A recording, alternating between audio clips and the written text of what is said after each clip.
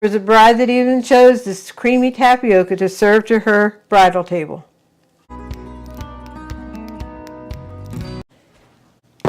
Howdy folks, I am Martha and I have exciting kitchen action to do, and that's making good old tapioca pudding. We like it hot, we like it warm, and we like it cold. And why is this an exciting dish for me? It is wrapped up in memories of Mom. I just feel like I'm surrounded by Mom when I make this dish. For years and years and years, we watched Mom make this. And the day came, I told her, Mom, if life takes its normal course, we're going to be here and you won't. And I don't want this recipe and how to make it to stop when you're not here anymore. So I grabbed a pen and paper, and as she was making it, I wrote it down, and this is still the paper I use today, although I just about have it memorized. But anyway, I will tell you a few stories about Mom, her love for this, and a very special occasion where tapioca pudding was her choice of food to use. But I will get into that as we're mixing the pudding together. All right, let's come in and do it. For the pudding itself, we will need the milk, granulated sugar, Minute Tapioca, pure vanilla extract, eggs at room temperature, and then later we'll be coming in with the Cool Whip and pineapple. We will be using a whole box of tapioca, which takes a gallon of milk, but there are instructions on the back of the box for smaller batches. We're going to start out by putting milk, getting milk going on the stove. With the amount of milk we need to heat, I'm going to use the burner back here because it does heat faster than the countertop burner that we have. So we're going to hop back here and get the milk going. As I said, this is a full gallon of milk. I have not turned my burner on yet, and there's a reason. Let me go ahead and pour about 3/4 of the milk in here. We want a little bit saved back to mix with the sugar and the pudding and eggs and stuff like that, getting it ready to add to this then. It doesn't have to be exact 3/4 going into here. You just want to save some back so, like I say, you can mix it. Now a tip to heating milk quickly. Whether you're making tapioca or whatever, when you have to heat milk and sugar comes in it. Here is a huge tip that is a time saver. We have the milk in already. Again, I have not turned the burner on yet. I'm going to take about half of the sugar and pour it into the milk. Okay. Pouring the sugar into the milk, trying to spread it out evenly.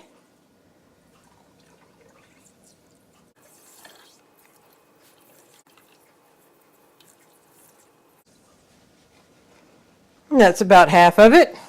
Okay, as the sugar goes down, it coats the bottom of the kettle. It settles down on the bottom of the kettle, and that protects the milk from scorching as the milk is heating. It does take a while to heat milk, but if you can do it on high without scorching it, that's a game changer. So at this point, after the sugar settled down, can we turn the burner on high?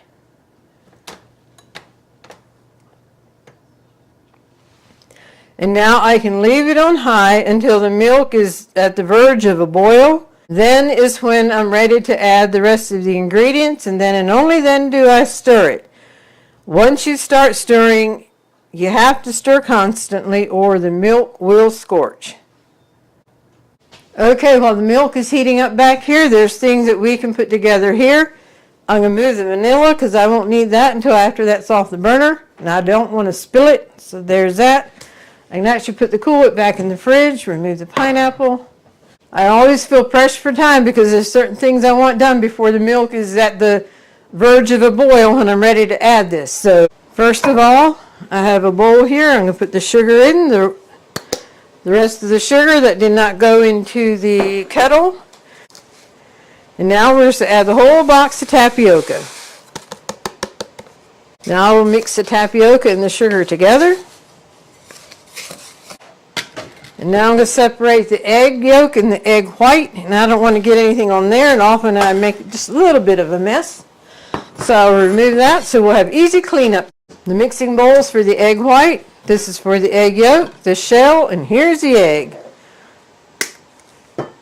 And there's different ways that you can do to separate the yolk from the white.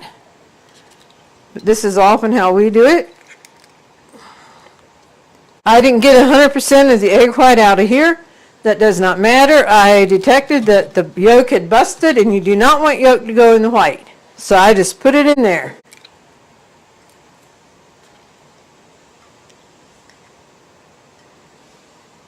All right, here are the egg yolks. I'm going to add some milk to that.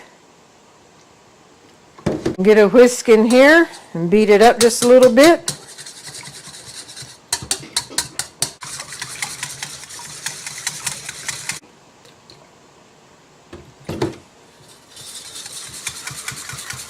Coming back in with the sugar and the tapioca mixture. Dump the egg yolks and the milk into the sugar and the tapioca. And then the rest of the milk in the jug. And that's where the gallon of milk went. And now we will whisk this together. And then this will be ready to go into the hot milk. Now what I'm going to do with the egg whites is beat it up, and I'm just going to keep it back here and do it real quick.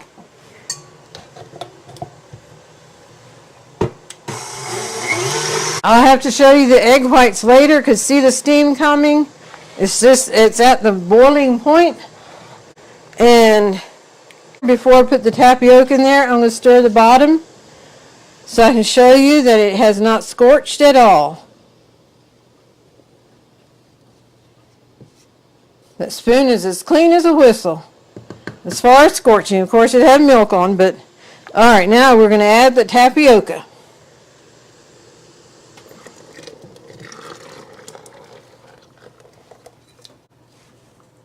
And I did stir it again because while it was sitting there waiting to be put into the milk, the tapioca and sugar kind of settled to the bottom.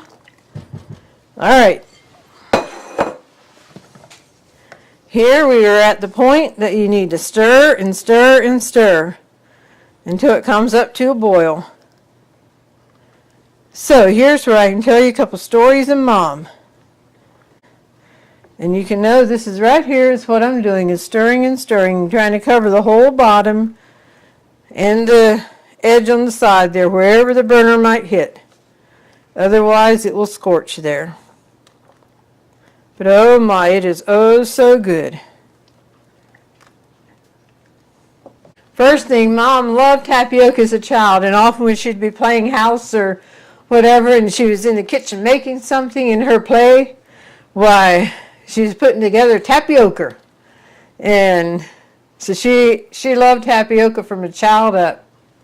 And probably the most unique story is back when Mom and Dad got married in 1950.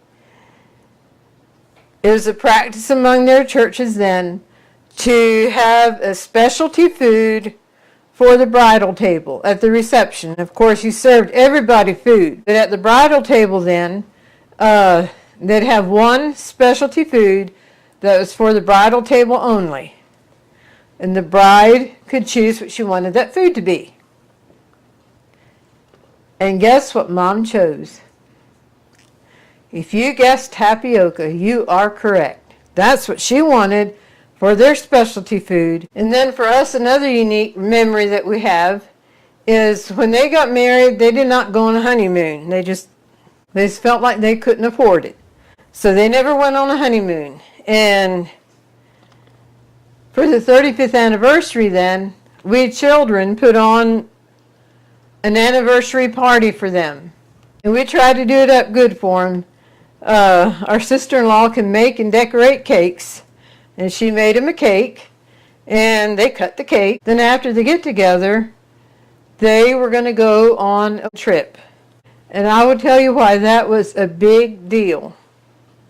If you've been with us before, you know I have a twin brother. He's special needs.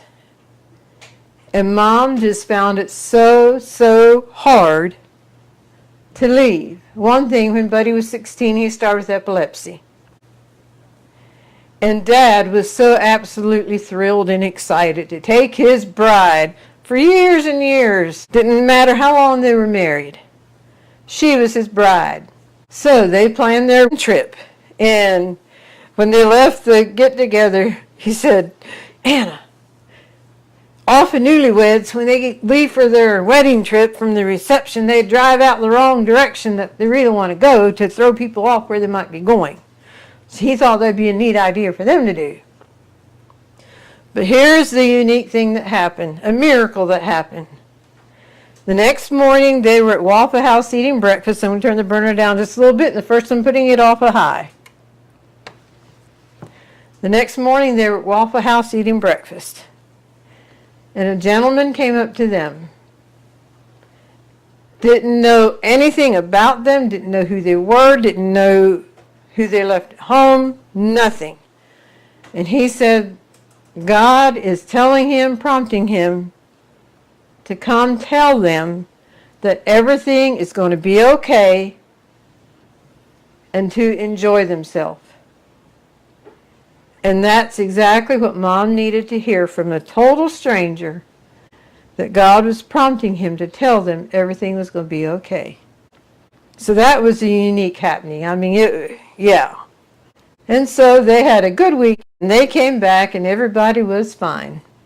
And by the way, we served tapioca at that 35th anniversary celebration. All right, this is coming higher and higher. That means it's at the verge of boiling. Yes, it is. Whoop. As you can see, it's right at the top. And it'll keep coming over till it's boiling over. So I'm going to take it over here. Actually, I'm going to put it there. Make sure I have a hot pad there. Turn the burner off. There's heat coming up out of there. Okay. Bring it over here on the hot pad. Here are Mom and Dad at their 35th anniversary party, and the cake is the one that their daughter-in-law made. Mom and Dad and Buddy at our local airport watching a chartered plane take off, on which the flight attendant was their granddaughter and the pilot was her husband. Mom and Dad celebrated their 50th wedding anniversary in year 2000. They were married 59 years and 8 months. Okay, here's the tapioca, and it's settled down since it's off the burner. Now we will add the vanilla. And stir in the vanilla. Okay, here are the egg whites, and you just want to bring it to a soft peak. And now is to add the hot tapioca to the egg whites.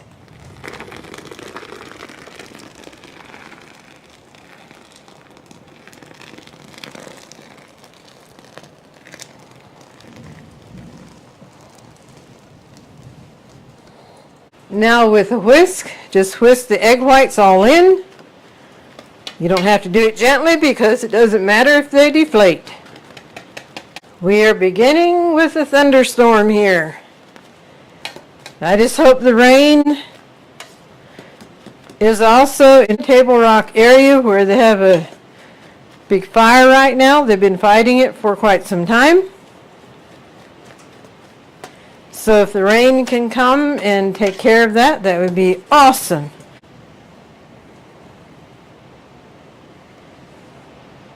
Anytime you have a milk-based pudding, when the pudding is done, while it's still hot, put saran wrap over it, have it rest down on the pudding, and that prevents a skin from forming.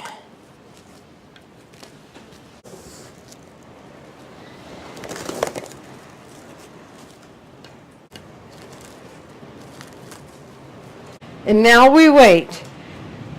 Often we make this in the evening and just let it sit overnight, and after it's completely cooled in room temperature, then we will add the Cool Whip. Dorothy likes it hot. I like it warm. So it's not going to all be here when we come back together and add the Cool Whip.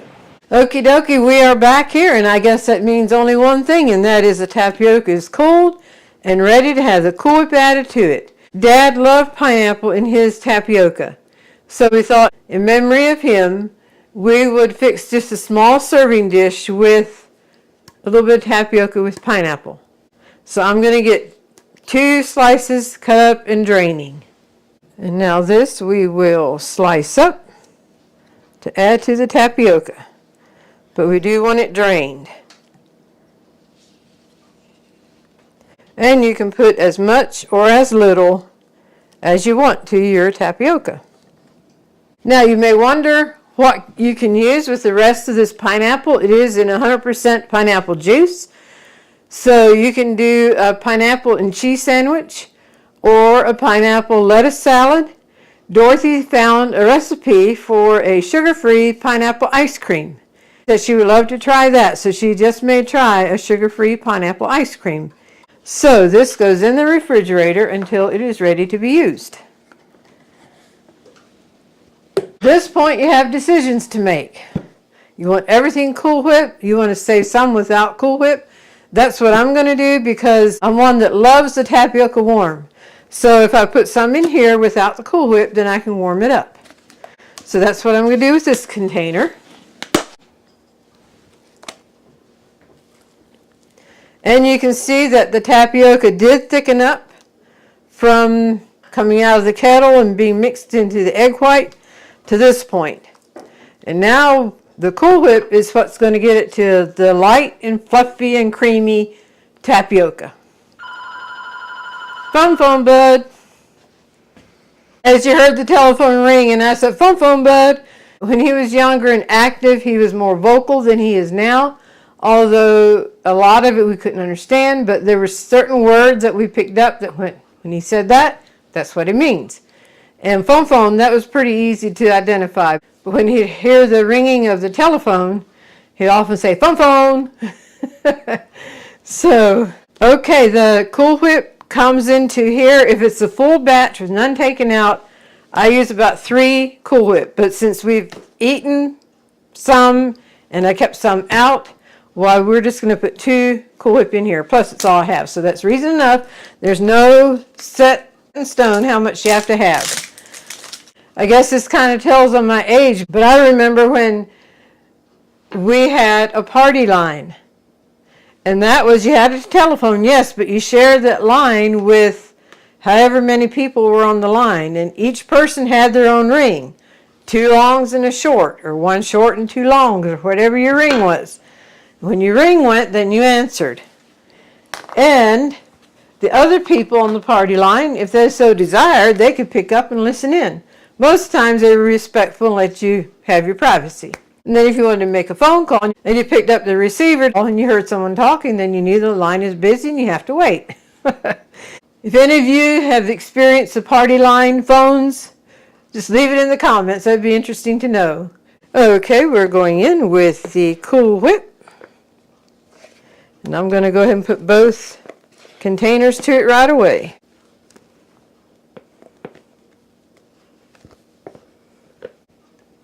Okay, that's all the Cool Whip. I was in line checking out, some time ago, and I did not realize until the lady at the register checking me out said, what kind of recipe is on here today?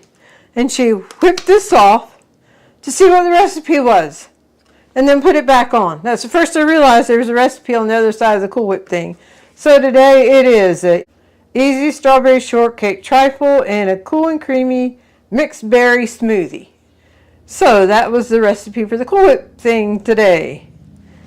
All right, now here is where it's called elbow grease. To get all this tapioca and Cool Whip combined as one unit.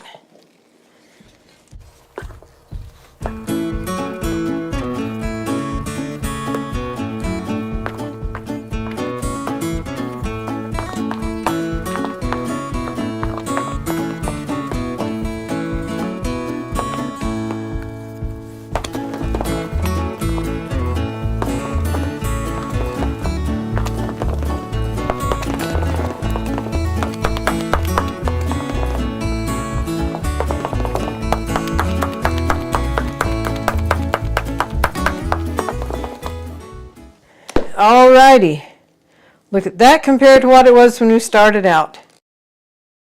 Tapioca with Cool Whip added, making it nice and creamy. Now I'm going to put some tapioca in here to add the pineapple to then. As I said, we're just doing a little bit in memory of our dad. These Cool Whip containers, since Cool Whip went in here, you don't have to necessarily wash it. I did wipe the edge off. We'll put tapioca back in the Cool Whip containers. And this is an excellent container to give away to someone with food in.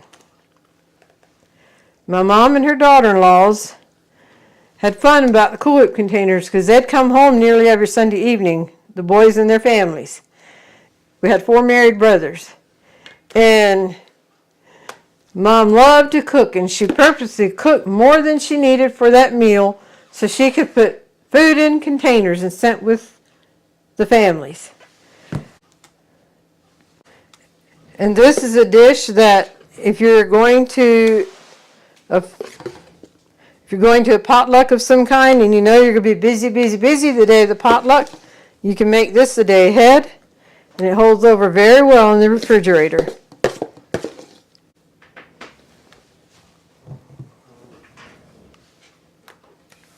So we're going to put some of it in here, mix it in, and then let some to be able to put on top for a little garnish. Just gently mix it in. We got these dishes out. These are the ones we bought together in an auction here a while back. And now with the pineapple that we have left here, we are going to put a little bit on top, creating a little bit of a garnish.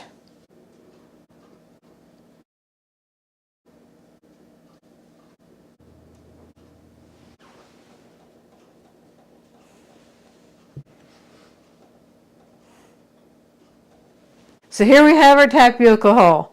The serving bowl with tapioca and Cool Whip, tapioca, Cool Whip, and pineapples, and the tapioca with Cool Whip that are in Cool Whip containers already, and then here's some that I can put in the microwave and heat it up without Cool Whip in. The recipe that we use for the big batch here will be in the description, and like I said, it's on the box also if you want to do a smaller batch. On the box it says to add some sugar to the egg whites when you beat it, but I don't do that. If you want to, that's up to you. But I split my sugar between the milk to heat it fast and then the milk to mix with the dry tapioca. One thing Mom often made to serve with the tapioca is a chocolate cake. That is so good together. Tapioca and chocolate cake. The recipe for this delicious creamy tapioca is in the description. Tapioca with pineapple was one of Dad's favorites. Tapioca and Mom's chocolate cake, a perfect combination. Here's a link to the video where we have that recipe. And now for the golden thought. We've been going through the fruits of the Spirit. We had love, joy, peace, and today is long-suffering. Just a few thoughts on long-suffering. Long-suffering refers to patience and endurance in the face of adversity. And that takes our mind to a Bible story of the man called Job. In Job 1:22 says, "In all this, Job did not sin or charge God with wrongdoing." And what was so about Job's story that made us think of long-suffering? Just to highlight, he went through immense suffering. He lost all his children. He lost all his possessions. And yet Job remained faithful and did not blame God for his misfortunes. He still had an unwavering faith and trust in God. And that's a powerful testimony. God is long-suffering toward us, even in our wrongdoings. And God is ready to forgive. He wants to forgive. He wants a relationship with all of us. And that's why we were created, so he can have a relationship with us. So yes, he's just ready and waiting for us to come to him, to confess our sins, and he is long-suffering. He will forgive us.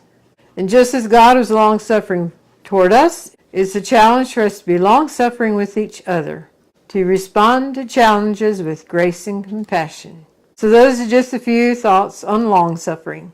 Thank you for joining us on today's video. We hope you've been blessed, encouraged, and inspired.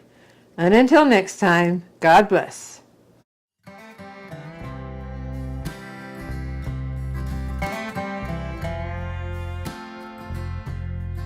We thank you very much for joining us today, and we hope that you are subscribed, and here are some other videos you may enjoy.